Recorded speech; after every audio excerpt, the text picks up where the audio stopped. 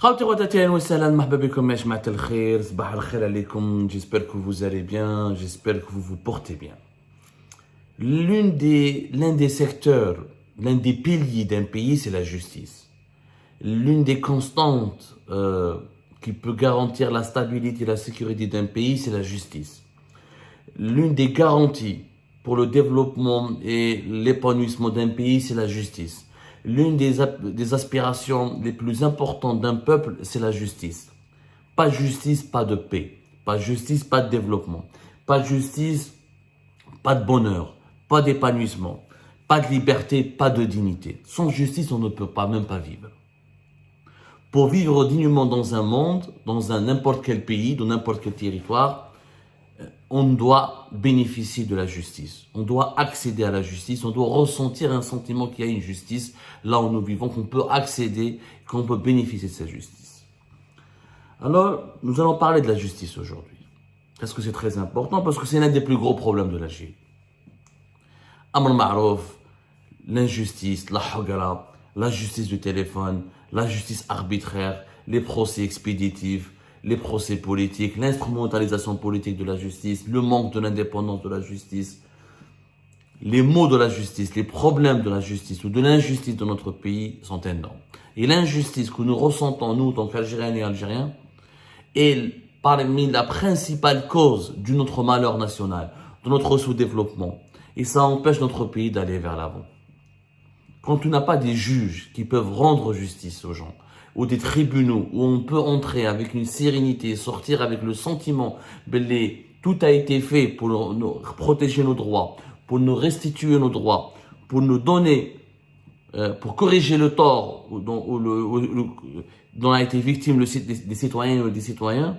C'est pas un pays, tant qu'on a ce sentiment, les tribunaux, ce sont des cases, juste des salles de transition vers la prison, ou vers davantage d'injustice et de persécution. Donc nous ressentons encore cela. L'Algérie ne pourra jamais se développer. On va parler de chiffres. La justice, en 2024, elle va bénéficier d'un budget plus important qu'en 2023. En 2023, c'était 130 milliards de dinars, c'est-à-dire l'équivalent de 930 millions de dollars. En 2024, le régime algérien a décidé de donner à la justice un budget beaucoup plus important. Il s'agit de 184 milliards de dinars. Plus de 184 milliards de dinars, c'est l'équivalent de 1,3 milliard de dollars. Donc une augmentation importante du ministère de la Justice, et il s'agit du budget le plus important dans l'histoire de l'Algérie indépendante qui a été accordé au ministère de la Justice. Sauf que ce budget important, malheureusement, n'est pas suffisant pour qu'on se dote d'une justice aux normes universelles ou aux normes internationales, à savoir une justice indépendante, une justice sérieuse, professionnelle, rigoureuse, qui travaille, qui peut faire des enquêtes, qui peut faire des investigations, qui peut faire qui peut mener des instructions comme il se doit, avec des juges bien formés, des tribunaux bien équipés, présentables, avec un appareil judiciaire suffisamment mature ou suffisamment professionnel pour répondre aux aspirations de la société, ou pour protéger la société et pour faire régner l'ordre moral et l'éthique dans la société. C'est pas suffisant, pourquoi? Parce que dans les dépenses sur la justice, il y a une norme mondiale. C'est quoi? C'est combien d'argent on met, mais à la حساب le nombre d'habitants de ceux du pays. Des pays de 3-4 millions d'habitants, c'est pas comme des pays de 47 ou de 48 millions d'habitants comme l'Algérie. Le système judiciaire dans un petit pays fonctionne de façon totalement différente et dans des conditions totalement différentes que lorsqu'il s'agit d'un système judiciaire dans un pays qui compte 47 millions d'habitants, comme c'est le cas dans notre pays. En réalité, en 2023, l'Algérie dépensait en moyenne 20 dollars par habitant pour le secteur de la justice. C'est-à-dire pour les dépenses, pour le fonctionnement de la justice, elle dépensait l'équivalent de 20 dollars par habitant. Cette année, ça sera l'équivalent de 29 dollars, à peu près. 46, 29 dollars, entre 28 et 29 dollars. Donc ça a augmenté un peu, mais ça reste très très peu. Très très peu, pourquoi? Parce que dans les pays développés, Les pays développés, ils sont développés parce qu'il y a un système judiciaire fort, parce qu'il y a une garantie des droits publics et des libertés individuelles et des libertés publiques, parce qu'il y a une indépendance des pouvoirs, parce que la loi est respectée, parce que la loi est réellement au-dessus de tout le monde, parce qu'il y a des valeurs juridiques qui garantissent, qui sont bien ancrées, bien respectées. Et c'est pour ça que ces pays-là sont pacifiés, pacifiques et concentrés sur leur développement économique. Même dans les dictatures, on peut ne pas avoir une démocratie et avoir un système judiciaire fort, correct et professionnel. C'est-à-dire celui qui faute, celui qui n'est personne n'est au-dessus des lois, et la société, elle est protégée. Le faible est protégé contre le fort. C'est pas la loi de la jungle. Dans les pays développés, en 2022, en accord dans les pays développés, dans les cas, par exemple, des pays européens et les pays membres de l'OCDE, de l'Organisation du commerce et du développement économique, une étude qui a été menée par un organisme européen, on l'appelle la Commission européenne pour l'efficacité de la justice. En octobre 2022, elle a publié un rapport sur 44 États, qui sont pratiquement des États totalement européens, même certains ne font pas partie encore comme l'Azerbaïdjan des pays de l'Union européenne. La dépense moyenne par habitant pour le système judiciaire dans ces pays-là, elle est de 79 €, c'est-à-dire pratiquement 80 $. 80 $. En Algérie, on est encore à moins de 30 $. On est entre 28 et 29 $. Regardez l'extrême différence. Dans un pays, par exemple, comme la France, c'est 72,5 € par habitant. L'Italie, 82,1 € par habitant. La Belgique, 87 € par habitant. En Espagne, presque 88 € par habitant. Au Royaume-Uni, 111 € par habitant. Et l'Allemagne, qui est la plus grande puissance européenne, elle consacre 140 €, plus de 140 € par habitant pour le fonctionnement, pour le fonctionnement de son système judiciaire. Et regardez la différence entre nous, notre pays et les pays développés. Et ces chiffres-là sont très importants, parce qu'un système judiciaire de qualité a besoin d'argent. Former des juges, c'est des investissements. Avoir des tribunaux de qualité qui fonctionnent de façon harmonieuse et professionnelle, il faut des investissements. Le juge a besoin d'être bien formé pour pouvoir faire la différence entre les différents types de criminalité, pour comprendre la criminalité moderne, certaines criminalités économiques et financières, la cybercriminalité. Les juges doivent être formés de façon constante parce que la société évolue de façon constante. Avec les nouvelles technologies, avec les nouvelles tendances sociales, etc. Et quand les juges manquent de moyens et de formation, et quand les tribunaux sont sous-équipés, mal équipés, ou là deviennent des endroits mal entretenus, c'est pas possible de rendre justice. C'est très important, l'efficacité des systèmes judiciaires dépend entièrement, en partie, de son degré d'indépendance par rapport au pouvoir politique, mais aussi de sa rigueur professionnelle par rapport aux moyens dont il dispose ce système judiciaire pour pouvoir travailler. Parce que qu'est-ce que c'est que la justice? C'est la manifestation de la vérité, c'est la recherche de la vérité.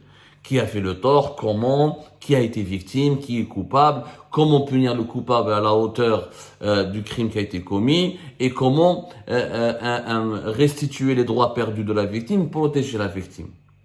Et tout cela nécessite des moyens, nécessite des cabinets, nécessite des enquêtes, nécessite beaucoup de formation, et nécessite donc de l'argent. Or, pour la justice en Algérie, on consacre moins de 30 $ par habitant. Et nous sommes un pays, aujourd'hui, 2024, on sera 47 millions d'habitants, Regardez les pays européens développés. De 72 par rapport à la France jusqu'à 140 par rapport à la... Regardez pourquoi en Allemagne, c'est un pays puissant.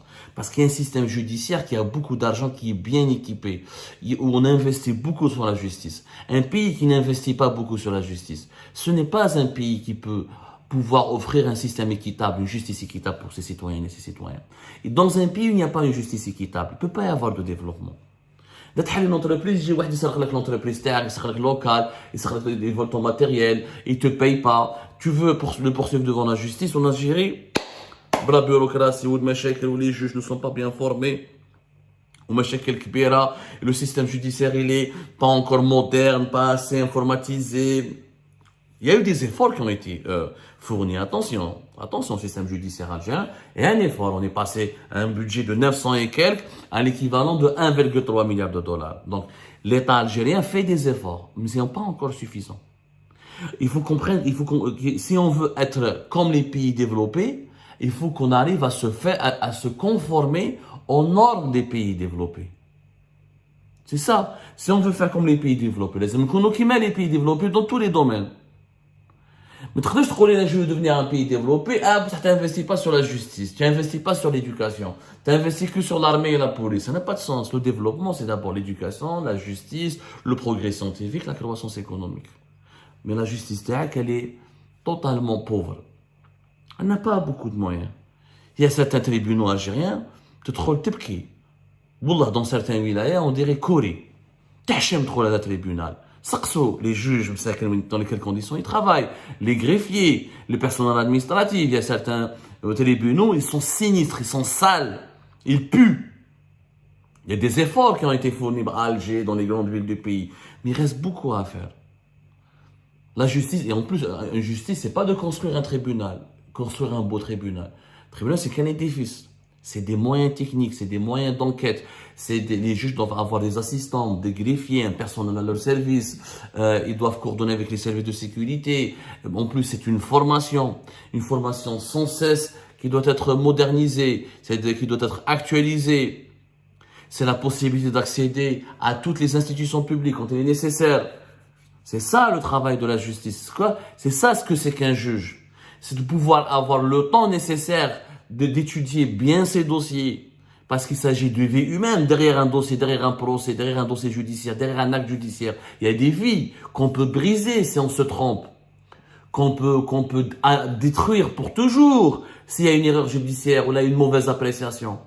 Si le juge n'est pas doté de tous les moyens nécessaires pour mener une enquête jusqu'au bout pour trouver la vérité, mais il faut les procès en Algérie, c'est des dizaines par jour.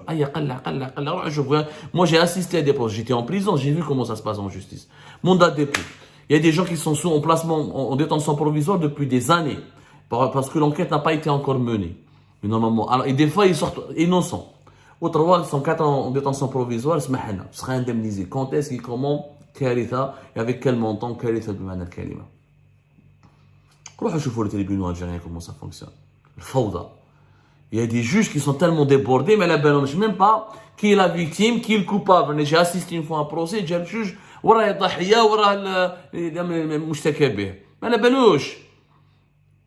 C'est quand même extraordinaire. C'est ça la réalité de la justice dans notre pays. Or ça, il faut des moyens. On va parler du nombre des juges. Nous n'avons pas de problème du nombre des juges. Parce que quand on divise le nombre de juges par rapport au nombre d'habitants, nous sommes dans une bonne moyenne. Vous allez le voir dans notre émission tout à l'heure. On va étape par étape. Mais si on dépense entre 28 et 29 dollars par habitant, on n'y arrivera jamais à construire un système judiciaire, ni professionnel, ni sérieux, ni adapté aux mutations de la modernité, de la société. Alors que dans les pays développés, nous sommes entre 70 et 140 dollars. 141 dollars en euros. 141 dollars, presque 142 dollars pour le cas de l'Allemagne. Je veux dire la différence entre l'Allemagne et l'Algérie. Tout un monde. Et c'est normal qu'en Allemagne, c'est un pays développé, parce qu'il y a un système judiciaire, il y a le sentiment de la justice. La justice règne. L'Algérie, pourquoi c'est un pays sous-développé? Parce qu'il n'y a pas de justice qui règne. Parce que la justice n'a pas de moyens. Et il est important d'investir dans la justice. Il est plus important d'investir dans la justice que d'investir dans le ministère des Moudjahidines. Le budget du ministère des Moudjahidines est plus élevé que le budget du ministère de la Justice.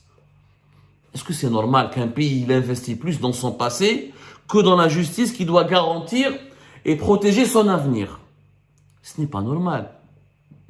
Ce n'est pas normal qu'on donne plus de moyens aux Moudjahidines et pas assez, plus de moyens qu'aux juges.